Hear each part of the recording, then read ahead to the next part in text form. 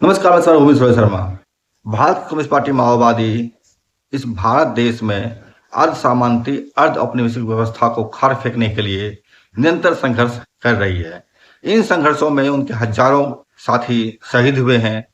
यहाँ तक कि उनके महासचिव बासव राज समेत बहुत सारे केंद्र कमेटी के लीडर्स शहीद हुए हैं और इसके साथ ही उनके बहुत सारे लीडर्स जो हैं, खास करके पोलिट ब्यूरो मेंबर नंबाला जो केशव राव के जमाने में जो सोनू थे, वेणुगोपाल राव ने सरेंडर किया। लोग कहते हैं उन्होंने गद्दारी किया है।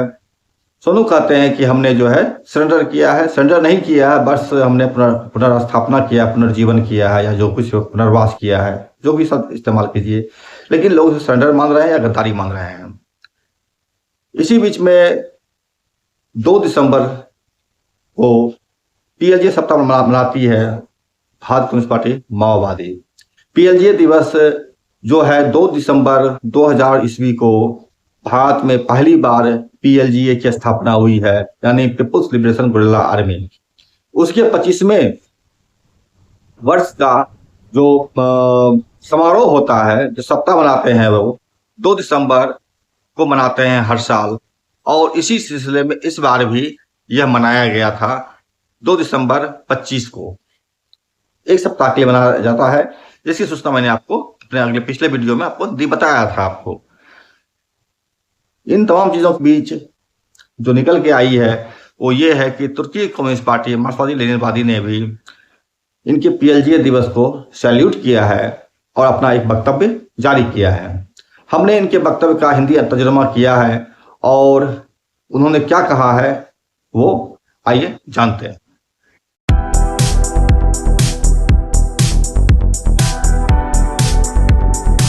तुर्की कम्युनिस्ट पार्टी माओवादी का जो एक विंग्स है, या यूं कहें कि सहयोगी बिरादराना पार्टी है, वो है तुर्की कम्युनिस्ट पार्टी मार्क्सवादी लेनिनवादी। 2 दिसंबर 2000 ईस्वी में जो स्थापना किया गया था भारत में PLGA, people's liberation guerrilla army, जो सीपीआई माओवादी के नेतृत्व में स्थापित किया गया था, उसके 25वें वर्षगांठ पर तुर्की कम्युनिस्ट पार्टी मार्क्सवादी लेनिनवादी ने जो है सैल्यूट किया है और उन्होंने कहा है कि भारत की कम्युनिस्ट पार्टी माओवादी के नेतृत्व में लड़ रही people's liberation guerrilla army PLGA की 25वीं स्थापना दिवस को लाल सलाम। ये बिरादराना संगठन है। यह भी तुर्की में हथियारबंद आंदोलन चला रही है, ठीक उसी तरीके से जिस तरह से कि भारत में सीपीआई माओवादी चला रही है। ये अपने पत्र में लिखते हैं, विज्ञप्ति में वो माओ त्से-तुंग के एक वाक्यांश को कोट करते हैं, वाक्य को, जिन लोगों के पास सेना नहीं है उनके पास कुछ भी नहीं है। माओ त्से-तुंग का ये कोट है। ये कोट से शुरू करते हुए आगे लिखते हैं वो, भारतीय कम्युनिस्ट पार्टी माओवादी के नेतृत्व में लड़ रही जन मुक्ति गुरिल्ला सेना, माने पीपुल्स लिबरेशन गुरिल्ला आर्मी, अपने संघर्ष के 25वें वर्ष में प्रवेश कर चुकी है। भारत में लोकतांत्रिक जन क्रांति और समाजवाद एवं साम्यवाद के संघर्ष की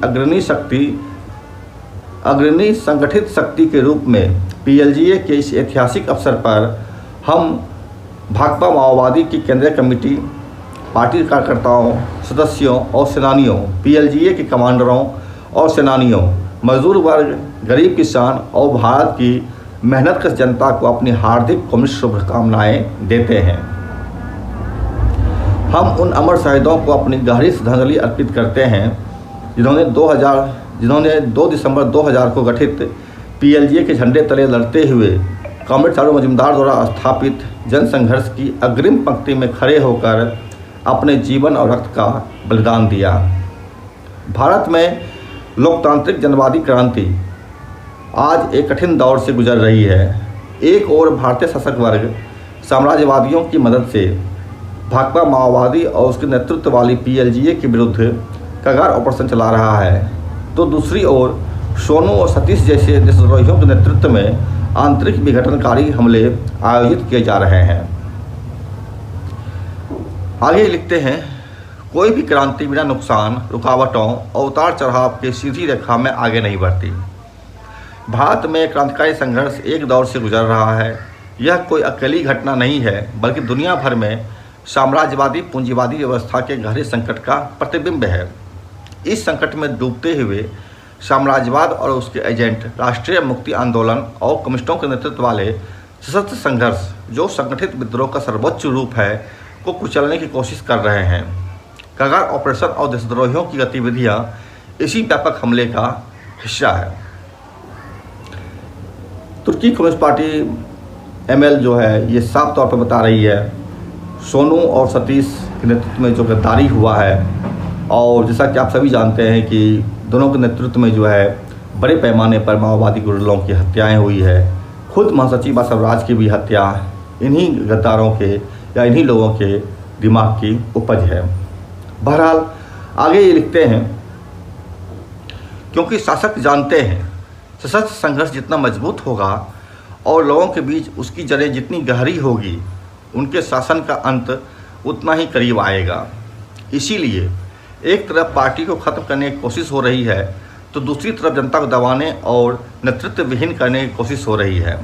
नेतृत्व विहीन जनता और जनता से अलग थलग पार्टी, यही कगार अभियान का लक्ष्य है। इन हमलों से निसंदेह जनयुद्ध को भारी क्षति हुई है, लेकिन हमारा दृढ़ विश्वास है कि भाकपा माओवादी और उसके नेतृत्व में पीएलजीए इस विनाश से उबर जाएंगे, क्योंकि इस पार्टी और सेना ने 50 वर्षों से वैचारिक राजनीतिक युद्ध, मार्क्सवाद लेनिनवाद माओवाद की लाल युद्ध को अडिग रखा है। पिछले एक साल में पार्टी महासचिव कॉमरेड बसवराज और पीएलजीए कमांडर कॉमरेड हिडमा समेत लगभग 300 पार्टी के सदस्य, कमांडर और लड़ाके शहीद हुए। वहीं दूसरी ओर पीएलजीए के अभियानों में 116 दुश्मन सैनिक और पुलिसकर्मी मारे गए हैं। जैसा कि आप जानते हैं कि जो भी पुलिस मरते हैं वो भाड़े पर आते हैं, वो पैसे लेकर के लड़ते आते हैं। चाहे उनको लालच होता है कि मारेंगे माओवादियों तो पैसे मिलेंगे, लेकिन माओवादी जो हैं वो अपने स्वयंसेवक होते हैं, उनको किसी से वेतन नहीं मिलता और वे अपनी इच्छा से, अपनी मर्जी से अपने जीवन का सर्वस्व निछावर करते हैं जनता के लिए। दोनों में एक यह बुनियादी फर्क है। इसीलिए जब सिपाही मरते हैं तो सिपाही को चूंकि पैसा पर आते हैं वो, इसलिए उसके मारे जाने पर भी उनको शहीद दर्जा इस सरकार नहीं देती है। जबकि माओवादी के जब वो लोग मारे जाते हैं उनको बाकायदा शहीद का दर्जा दिया जाता है और उनको उनकी स्मारकें बनाई जाती है, जिसको कि आए दिन पुलिस तोड़ती रहती है। इसीलिए ये पार्टी ने भी जो माओवादी की तरफ से मारे गए हैं उनको शहीद बताया है, और जो पुलिस की तरफ से मारे गए हैं उनको दुश्मन बताते हुए उनको मारे गए कहा गया है। सरकार भी उसको इसी रूप में देखती है, पुलिस की मौत को भी। भले ही पैसे मिल जाए उनको दे दे, लेकिन उनको सम्मान नहीं कि नहीं मिलता है। आगे ये लिखते हैं, वहीं दूसरी ओर पीएलजीए के अभियानों में 116 दुश्मन सैनिक और पुलिसकर्मी मारे गए हैं। लगातार प्रचार कर रही है सरकार की माओवादी मारे जा रहे हैं, माओवादी मारे जा रहे हैं, बहुत सारी घटनाएं इससे हो रही है, लेकिन पुलिस मारे जा रहे हैं इसकी रिपोर्टिंग कहीं से भी नहीं आती है मीडिया में। इस पत्र में जाहिर किया गया है कि पीएलजीए के हमले में 116 पुलिस मारा गया था और सरकार इसको छिपाती रही है, कहीं बताती नहीं है कि कितने पुलिस मारी गई है माओवादियों के साथ मुठभेड़ में। आप ऑपरेशन सिंदूर की बात कर लीजिए, पाकिस्तान के साथ युद्ध किया गया, उस युद्ध में कितने विमान गिरे, कितने लोग मारे गए, इसकी कोई लेखा जोखा देश के अंदर किसी को मालूम नहीं है। उसी तरीके से माओवादियों के साथ मुठभेड़ में कितने पुलिस मारे गए हैं इसकी खबर नहीं दी जाती है। माओवादियों की मौत को बड़े बड़े अक्षरों में, बड़े बड़े वीडियो बना करके, बड़े बड़े हेडिंग लगा करके जो है प्रचारित किया जाता है। यह एक मनोवैज्ञानिक युद्ध है जो कि सरकार खेल रही है। आगे लिखते हैं, शहीद साथियों के बलिदान और पीएलजीए द्वारा अपनाए गए संघर्ष के रास्ते ने कगार अभियान के विरुद्ध एक मजबूत दीवार का काम किया है। साथ ही आत्मसमर्पण करने वालों की गलत मानसिकता पर भी प्रहार किया है। संघर्ष का यह मार्ग मार्क्सवाद लेनिनवाद माओवाद द्वारा पोषित है और दुश्मन के सभी हमलों के विरुद्ध एक शक्तिशाली मारक के रूप में कार्य करता है। नुकसान अस्थायी है। जनयुद्ध की अंतिम विजय ऐतिहासिक रूप से निश्चित है।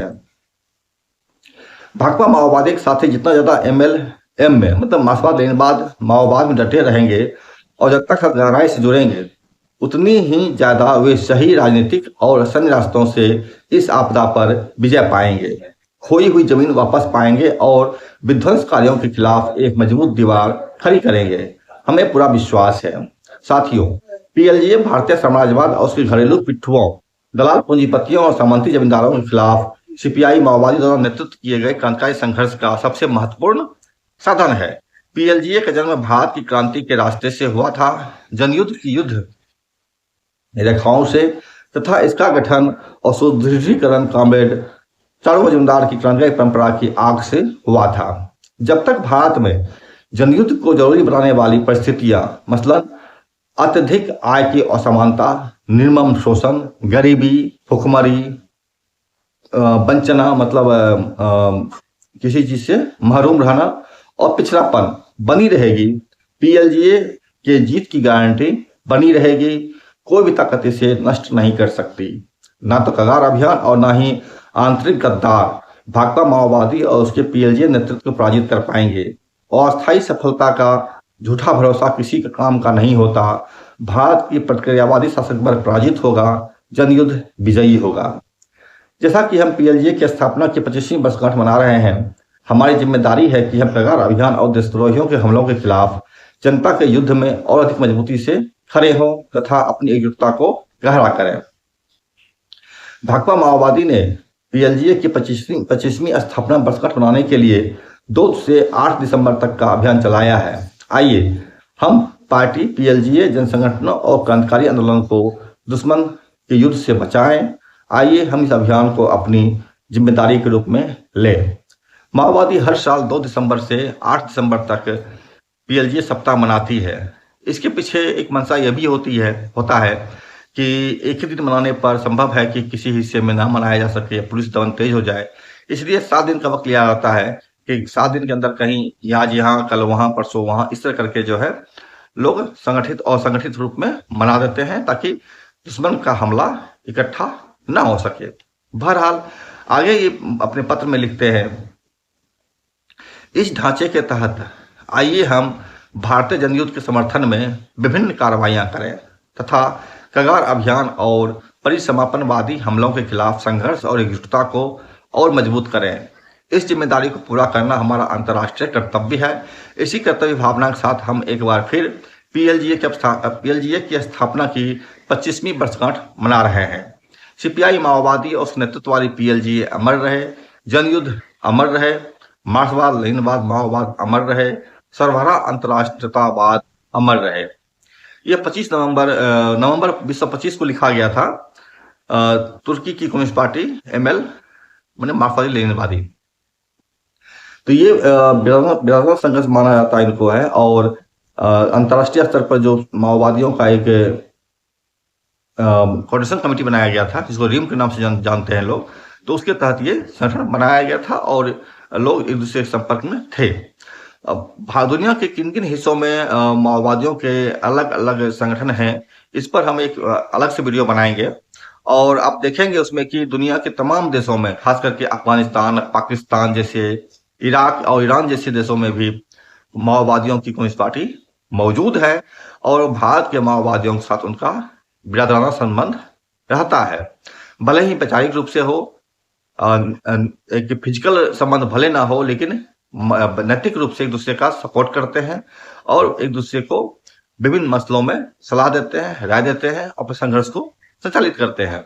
यह एक तथ्य है जो कि भारत की कम्युनिस्ट पार्टी माओवादी के लिए एक पॉजिटिव चीज करता है। इसलिए देखेंगे आप, जब बसवराज जैसे महासचिव की जब हत्या होती है, उनकी होती है शहादत, तो पूरी दुनिया के माओवादी संगठन जो है उनके पक्ष में अपने अपने संदेश जारी करते हैं और उनके शहादत को होमेज करते हैं, उनको लाल सलाम पेश करते हैं या उनको श्रद्धांजलि अर्पित करते हैं।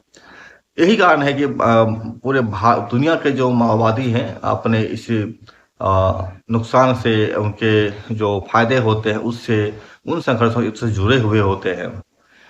लेकिन जैसा कि माओवादी मानते हैं कि क्रांतिकारी आयात नहीं किया जा सकता, निर्यात भी नहीं किया जा सकता, इसलिए दुनिया के तमाम देश के क्रांतिकारी माओवादी जो भी हैं वो अपने अपने देशों में अपने अपने स्थिति के हिसाब से संघर्ष करते हैं, लड़ते हैं और अपनी विजय के लिए आगे अग्रसित होते हैं।